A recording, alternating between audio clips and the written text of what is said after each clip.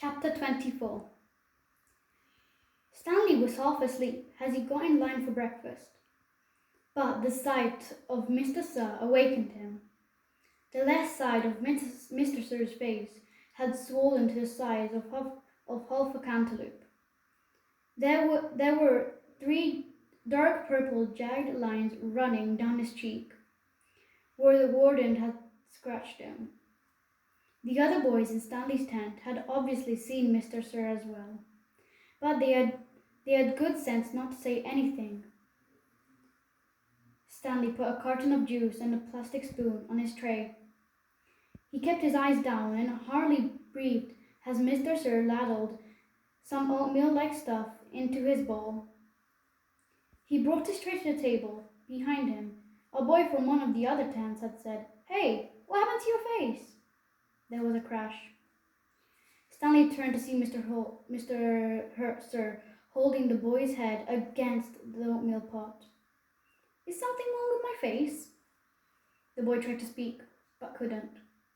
Mr. Sir had him by the throat. "Does anyone see anything wrong with my face?" asked Mr. Sir, as he continued to choke the boy. Nobody said anything. Mr. Sir let the boy go. His head banged against the table as he fell to the ground. Mr. Sir stood over him and asked, "How does my fake face look to you now?" A gurgling sound came out of the boy's mouth. Then he managed to gasp the word, "Fine. I'm kind of handsome, don't you think?" "Yes, Mr. Sir." Out on the lake, the other boys had asked Stanley what he knew about Mr. Sir's face, but he shrugged and dug his hole. If he didn't talk about it, maybe it would go away. He worked as hard and as fast as he could, not trying to pace himself. He just wanted to get off the lake and away from Mr. Sir as soon as possible. Besides, he knew he'd get a break. "Whenever you're ready, just let me know," Zero had said. The first time the water truck came, it was driven by Mr. Pendowski. Then, the second time, Mr. Sir was driving. No one said anything except, "Thank you, Mr. Sir."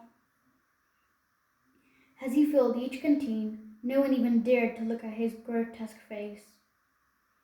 As Stanley waited, he ran his tongue over the roof of his mouth and inside his cheeks. His mouth was as dry, as parched as the lake.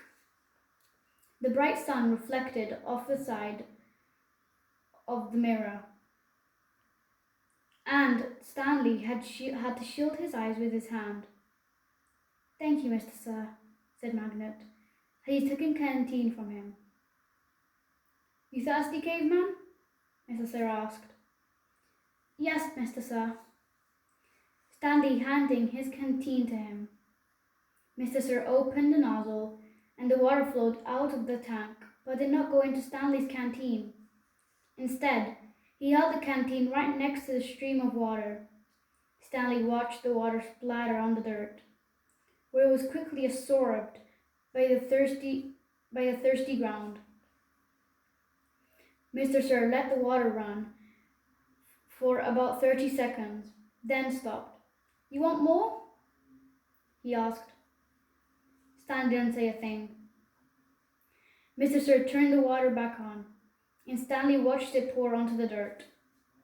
"There, that should be plenty." He handed Stanley his empty canteen. Stanley stared at the dark spot on the ground, which quickly shrank before his eyes. "Thank you, Mr. Sir," he said. "That's the end."